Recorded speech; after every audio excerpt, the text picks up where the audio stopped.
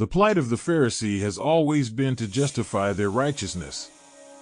Their thought process and actions rest upon this foundation. The first example of this was seen in Cain, the first murderer. Anyone that would stand for God and his requirements must be eliminated, just like Christ needed to be in the days of the establishment Pharisees. But what makes the Pharisees so strong and powerful that they could get a foreign government to crucify Christ? Do they have the same power today? Are there contemporary Pharisees? To a large degree, many Christians do not think so. And even if there are, it's irrelevant and insignificant. They consciously or subconsciously suppose that it is not possible to be a Pharisee, as if they could not be guilty of the things that Pharisees say and do. Even though the Bible is crystal clear and repeatedly states how earnest and persistent the Pharisees were on eliminating Jesus, many Christians do not recognize or accept Jesus' counsel. Specifically, beware of the leaven of the Pharisees, which is hypocrisy. Their pride, self-righteousness, self-sufficiency, and arrogance will not let them. Some even rebuke Christ for not mentioning the sins of the common sinner with equal force and quantity as he did with the Pharisees. We call this breaking the rules of both sides-ism today. The satanic rule that appears to be fair is, never say something bad about someone, especially in political terms, without saying something bad about the other party, for if you do, you are not being fair. This supposed fairness is deeply flawed but has a purpose. It always exonerates and/or serves as an alibi for the guilty party. Jesus devoted a large portion of condemnation to the Pharisees in Matthew chapter 23 and John chapter 8, but only a few words in comparison to the woman caught in adultery. Why? Is Jesus not fair? The righteousness of the Pharisees have always appealed to the masses. In the biblical sense, a Pharisee is an esteemed leader of the church. They are usually seen with much outward show. Their prayers and works are long and obvious for all to hear and see. This manufactured righteousness is seen as genuine and well respected by many. Besides, if one didn't go along with the ones in power, again the Pharisees, they could be penalized, ostracized, and removed from the community of believers. To be fair, some Pharisees were influenced by Jesus, but listen to what inspiration says. In this council of the Jews were some influential men who believed on Jesus, but their wishes were overruled by the malignant Pharisees, who hated Jesus because he had exposed their hypocritical pretensions, and had torn aside the cloak of precision and rigorous rites under which their moral deformity was hidden. The pure religion that Jesus taught, and his simple, godly life, condemned their hollow professions of piety. They thirsted for revenge, and nothing short of taking his life would satisfy them.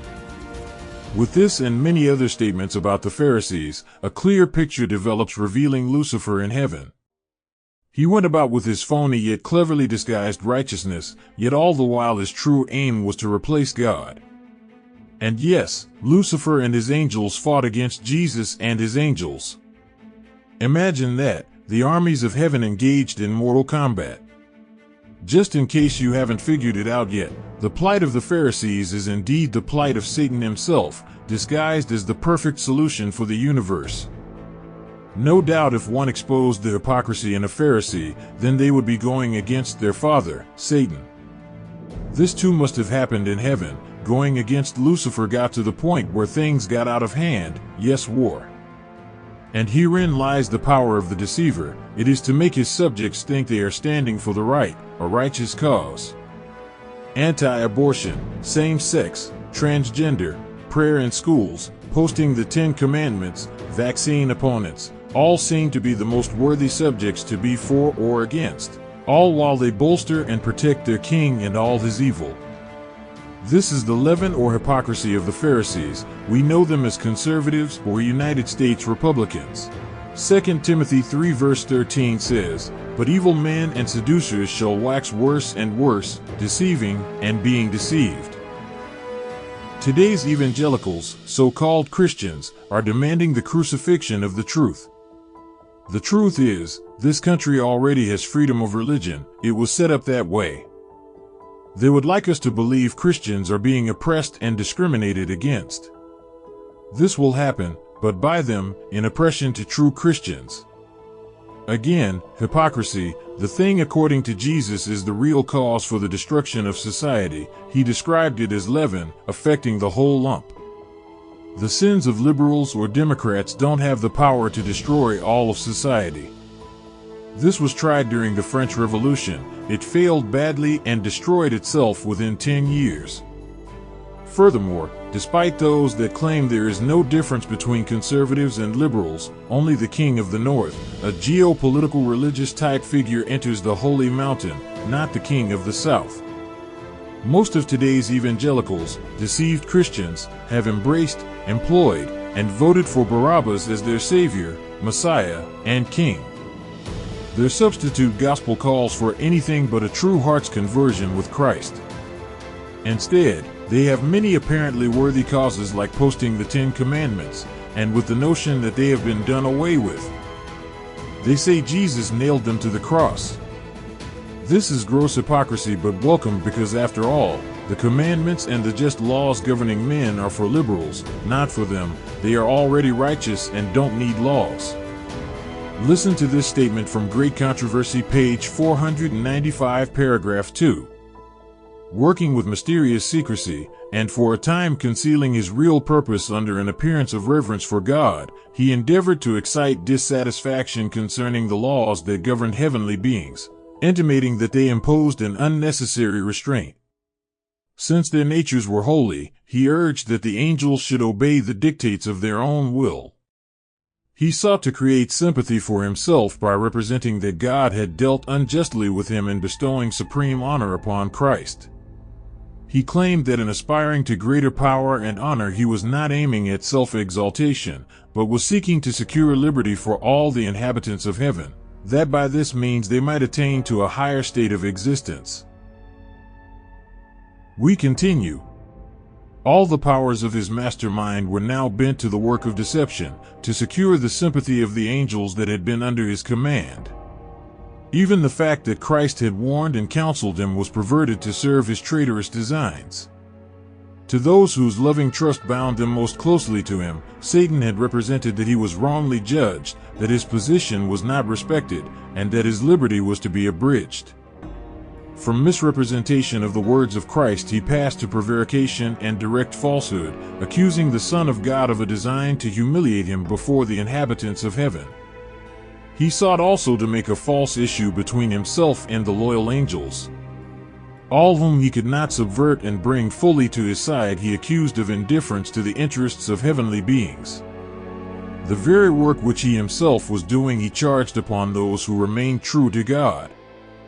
And to sustain his charge of God's injustice toward him, he resorted to misrepresentation of the words and acts of the Creator.